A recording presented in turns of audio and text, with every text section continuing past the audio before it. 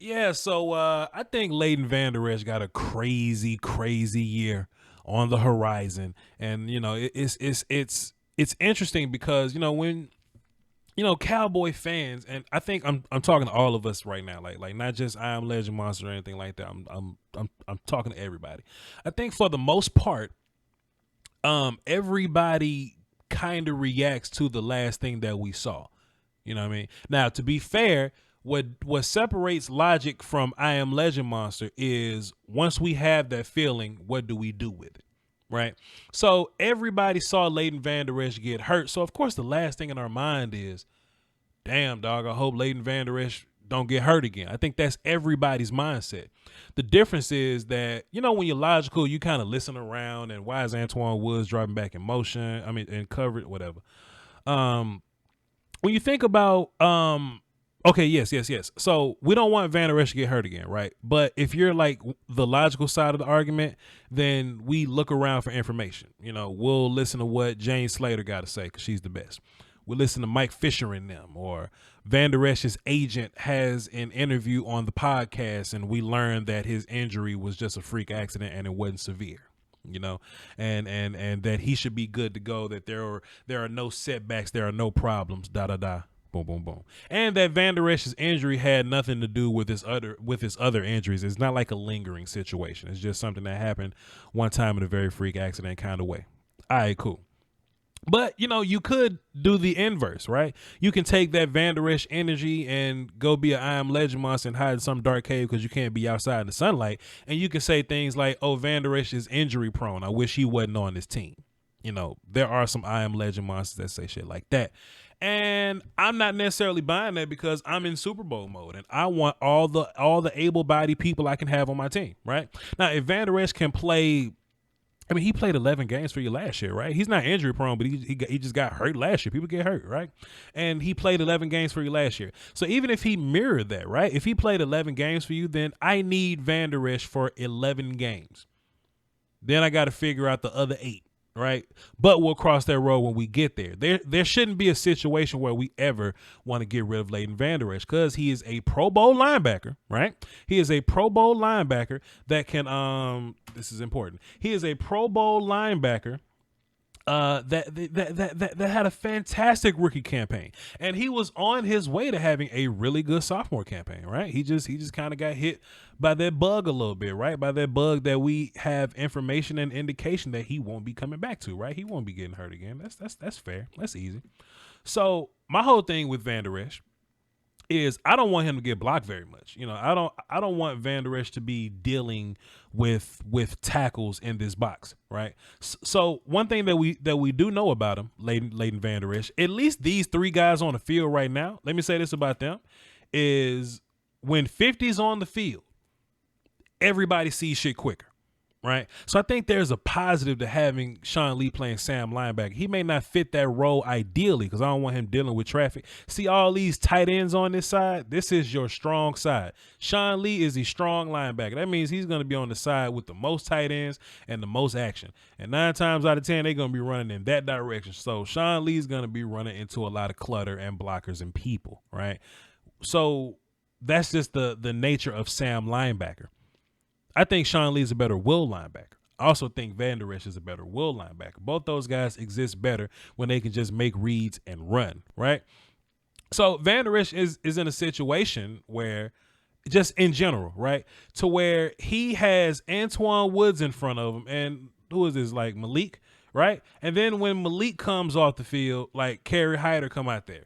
And then when Antoine comes off, like Christian Covington is out there. And then like when Antoine got hurt and Christian Covington had to start, freaking Tristan Hill came out there playing 1 tech when he truly plays 3 tech, So Vander Esch was, now him getting blocked right here wasn't a direct reflection of what was going on up front. But I will say, well, shit, Jalen Smith got blocked because of it. But what I'm saying is when things are better in front of you, I think the linebacker core is going to get better as a whole. You know what I mean? The linebacker core is going to be able to run free. If y'all haven't watched my Dontari Poe discussion situation, go watch Dontari Poe. That film puts a lot of things into perspective, in my opinion, on what we're doing with linebackers, right? For example, right? Let's not look at Vander Esch right here. Let's look at Jalen Smith right here, right? Look at what this left guard and center are about to do. They have no fear of Malik Collins. This left guard and this center. They have no fear of Malik Collins, to where this center feels like they could just block Malik by themselves, and this left guard is going to climb, and they're just going to have this free run all the way to Jalen Smith, and Jalen Smith gets blocked, right? To where if Malik was a little bit better, this guard doesn't leave as quick. You know what I mean? And I'm saying this as an overall opinion of these linebackers in general, but especially for Vander Esch. I feel like if we have linebackers that can hold that combo a little bit, or these D linemen, pardon me, if we have D linemen that can hold these combos a little bit longer, our linebackers will be better, right? And I think we were better in 2018 at upholding that D line pressure. You know what I mean? Or just being better up front. Tyrone Crawford was existing at this point. As much as y'all hate him, but the run game show looked different without him, right? I think if you're in a situation where you can properly occupy these front these front offensive linemen, I think Vander Esch goes back to running free. And when Vander Esch gets to run free, he's a damn Pro Bowler. Facts. That is real life. I'm not making this up. If you go watch the 2018 film, Vander Esch was barely getting touched for two reasons, right? Because Vander Esch read the hell out of his keys, and he's first, okay? And second, the D-line play was just a little bit better in 2018 across the board. And when D-line plays a little better, then your linebackers get to play a little better. You know what I mean? So when I look at Vander Esch, he's going to be healthy. He's going to be running around. He look at him reading these keys right here, man. Wait, just wait till we get to the cartel view right here, right? Look at how immediately they react to this thing. And part of this is because, hey, if I'm Sean Lee directing traffic, look at Sean Lee just pointing people like, get over that. Shit, come on, son. I think there's something to this linebacker core, man. I think there's something endearing about we all read keys very well, but if our captain is on the field, we really read the shit out of him. You know what I mean? And then once the keys are read and I get to just run around, fantastic. That's another issue too. It's like tackling or whatever. So I don't know what was going on with the whole defense in general, but we couldn't tackle. That ain't Dalvin Cook. This is Madison, but we couldn't like. There were just a handful of games last year, Green Bay Vikings or whatever. We just couldn't tackle anybody. We just couldn't tackle them. So that's gonna have to get better. But boy, look at Jalen Smith getting blocked right here. I know, I know we're here to talk about Vander Esch, but look at Jalen Smith and Joe Thomas getting blocked right here. Why do y'all think that's the case?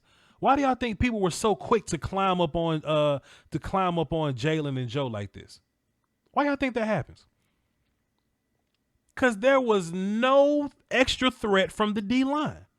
My goodness. Take a look at your one tech right here, right? Take a look at that's Covington, I guess. Another situation. I'll take it by myself, sir. I'll have no issue blocking this man. I'm climbing the second level. That's how Madison got this big ass run lane, right? What about your who is this, Malik backside? Look at this. So this will be right tackle, left guard. The left guard gonna climb his ass off because the tackle feel like he can block Malik alone. There is no urgency here. I'm going to go get Jalen Smith right now. I know this ain't the Vander Esch play because we're talking about Vander Esch today, but I think this idea this idea reflects the linebackers as a whole. We had to get better at D-line.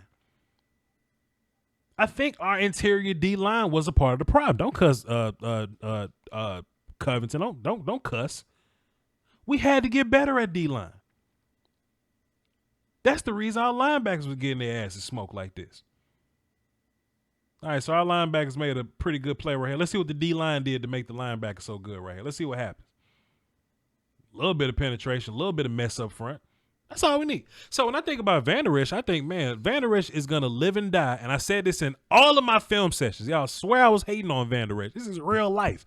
Go watch my old film sessions on him. Vander Esch is gonna live and die based on how good your D line is. That's facts. So you got to ask yourself, do you think that your D line got better? I do. You know, I do think our D line got better. And I've given you plenty of reasons why. But bro, if nobody touching Vander Esch, he on it. if nobody touch him, he's on it. And to be fair, there may be some extra critical angle that an I Am Legend monster can take. Somebody could be like, well, Voch, I don't want a linebacker that can't take blocks. I feel you. You may want a more complete greatest of all time Hall of Fame linebacker, but that ain't what we got right now. We got Leighton as Vander Esch. And Leighton Vander Esch could be a Pro Bowler if the D line is appropriate. So if Leighton Vander Esch is your linebacker and he needs the D line to be appropriate, and he'll be a Pro Bowler if the D line is appropriate. So what does that mean to you if you're if you're the front office personnel? What does that mean you need to do? Yes, that means your D line should be appropriate, right? Just don't put don't put Vander Esch in these compromising positions. That's all.